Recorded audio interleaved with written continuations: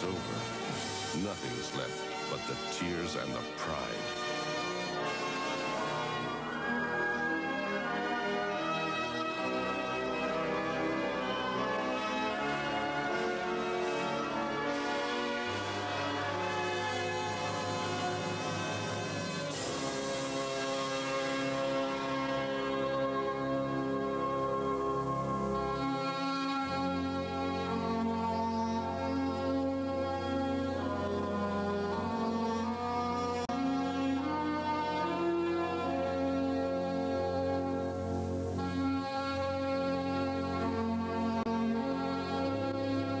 Olympic Festival 87. Come and let the torch that sets our hearts on fire light a fire in you.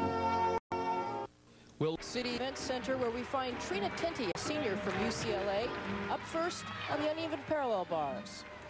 Trina has really good swing on the uneven bars. That was a toe-on handstand to a Stalder handstand. Straddle vault with a half twist. She's moving quite well. Good leadoff batter for UCLA here. Cast a handstand, toe-on handstand to a Stalder front with a half dismount. Really giving UCLA some momentum at this point. So going into the third rotation, let's take a look at the current standings. Now, Georgia's still in the lead, but remember, they have a bye. So now the rest of the field has a chance to close the gap. Trina Tenti on the bars with a 9.45 for UCLA. Over to the floor with Chris Takahashi for Utah. If Utah has a weakness, it's here on floor. They don't have the level of difficulty that, say, Georgia or UCLA have. But their strength is consistency. Here's her first tumbling pass. Hike double back. Now, they can't afford to make those little mistakes, can they? No, not at all. It's not like the past years where they can walk away with the championship. Here comes her middle tumbling run. A double twist. Little sloppy on the landing. And those tenths are going to add up.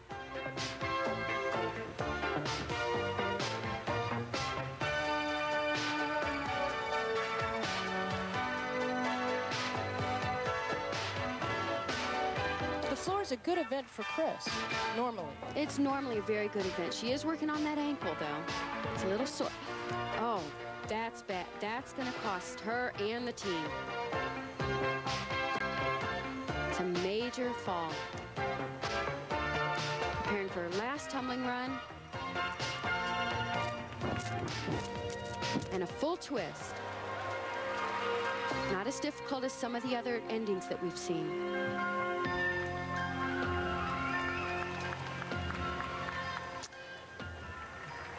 Very unfortunate mistake in there. Chris Takahashi, a freshman at Utah. A smooth ending, but a rough routine. It could prove to be a very costly one for the Lady Utes. Now watching the replay. She does a back handspring, stops in a handstand, and should complete a pirouette on her hands. She's a little off and collapses. And it's a fall. It's a major deduction. Close to a half a point. An 8.85 for Chris Takahashi. The crowd is booing. I don't think they realize exactly the severity of the mistake. Okay, now, preparing to mount the bars, Birgit Shear from UCLA. The pressure is really on Birgit because teammate Kim Hamilton has fallen. Opens with a very unique move. That was a back up rise to a free hip. Now here's the reverse hecht. She is so strong here. Cast, free hip to handstand, giant swing, and a tuck double flyaway with a good landing. Birgit knows she's done a good job, and you know, that should help get UCLA back on track. Now on the beam, Kathy Bilodeau is standing by chatting with Alabama coach Sarah Patterson. Let's go back and get Birgit Shear's score, a 9.6 on the uneven parallel bars. Back to Bilodeau on the beam for Alabama. There's a little added pressure here. They've already posted an 8.9 on this event, and they'd like to drop that score.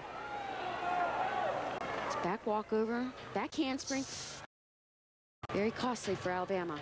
And that's just what Alabama coach Sarah Patterson was talking about. She said Alabama couldn't afford to make those little mistakes. This is Jill Stewart, a freshman, on the floor for Utah.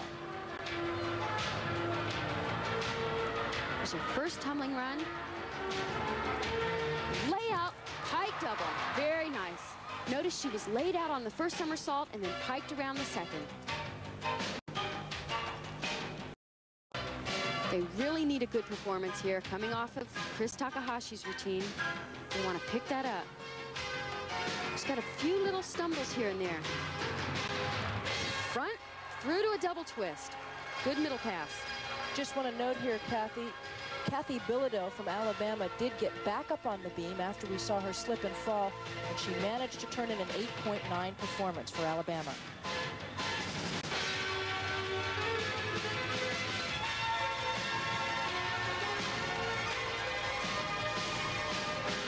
Giving a little bit away in her dance. Not quite as clean as it could be. It was a last tumbling run and a double twist. One of the more difficult dismounts done here. Okay, not a bad routine. The hometown crowd appreciating the University of Utah's Jill Stewart, a freshman. Let's take another look at Jill's first tumbling run. It's a layout pike double back. She'll stay laid out on the first somersault and then pike it in for the second. Very nicely done. So Utah bounces back on the floor with a 9.45 score for Jill Stewart. And after 3 rotations, we're halfway to the finish line in this NCAA Women's Gymnastics Championship. UCLA with a narrow lead over Georgia, and 6-time defending champion Utah right in the hunt. Between the snow-capped Wasatch Mountains and the banks of the Great Salt Lake lies the pristine community of Salt Lake City, Utah, settled by Brigham Young back in 1847. And we're going into the 4th rotation here in the Special Events Center. Keep in mind that both the Bruins and the Utes are on a bye, and we begin with Georgia on the balance beam. And here we see Coach Suzanne Yocklin in her 4th year at Georgia, preparing to watch the performance of Debbie Greco on the beam. This is a crucial event for Georgia and a very important routine. It's very difficult to start off your team on balance beam. You want to start with a high score to build on and develop some confidence and team spirit. Debbie's a sophomore, and balance beam is her strongest event.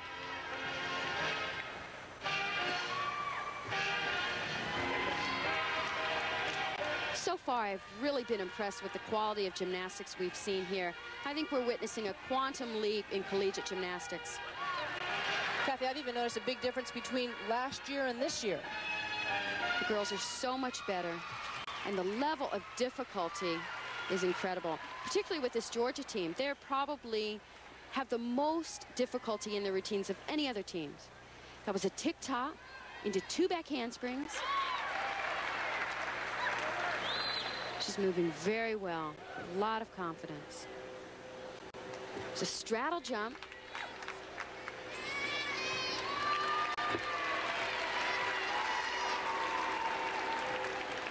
A little shaky. Here's her dismount. Round off, layout with a full twist. Good solid routine to start off with.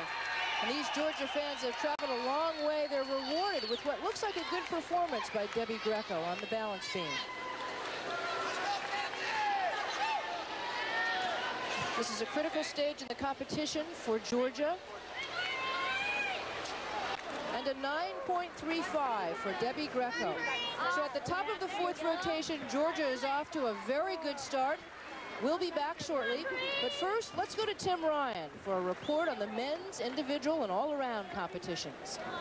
Well, Ann, we had some very exciting performances in the individual event competition here at Pauley Pavilion, and some outstanding work in the all-around competition as well. I think you'll see some new stars on the horizon. We'll take a look at some of the top performances right now. And here's an exciting young man, Paul O'Neill from Houston Baptist on the still rings part. And this was the big move that clinched it for him here. That is a wild-looking move, a laid-out double back inside the rings. Look at how strong he is on the L cross and that Maltese cross. On the pommel horse, the champion Li Xiaoping from Cal State Fullerton, a former member of the Republic of China Olympic team. And you know, during the Olympic Games, he fell off the pommel horse, and he was one of the favored performers.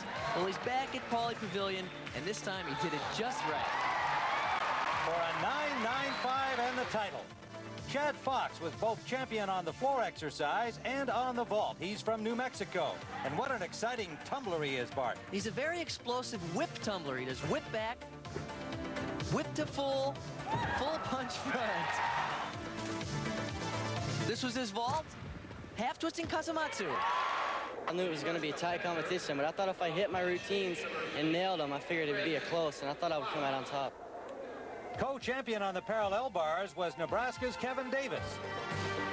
Kevin is very good on the parallel bars. You know, last year he tied for 4th with his teammate Tom Schlesinger. This year they tied for 1st place.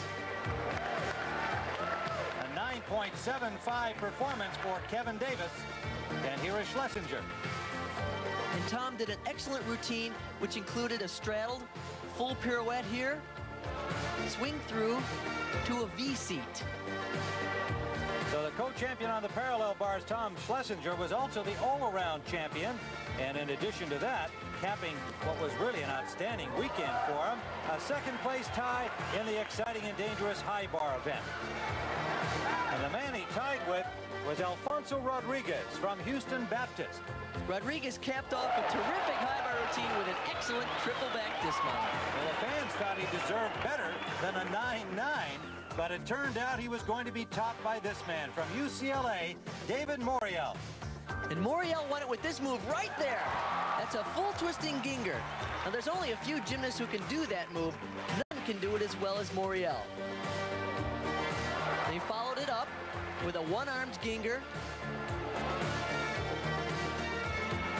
The routine was very clean, very well executed, and yet he used all the big moves. Here's the layout double, perfect landing. 9.95 in the routine of his life. Well, Bart, lots of excitement here in this competition at Pauley Pavilion. What are your impressions, and perhaps look ahead to the future a little bit? Well, you know, once again, the NCAA championship turned out to be an unbelievable event. In the individual finals, we saw some of the world's best specialists performing on their special pieces of apparatus. In the team competition, it's always exciting, and I was glad to see that Tony Pineda led his UCLA Bruins to a terrific team title here. How about in the all-around competition? Well, that's one thing that I'm particularly pleased to see, is that we have some strong, young, all-around performers that I think will take the reins of the national program in the U.S. Gymnasts like Tom Schlesinger, Kevin Davis, Mike Rice, Curtis Holsworth, kids that we'll have a chance to see in the Pan American Games coming up this summer and the future in the Olympic Games. All right, Bart. Well, we'll be back to talk about a hot issue in gymnastics here this week that may well affect the future of American international competition. Right now, we return you to Salt Lake City for the women's competition in Ann Butler.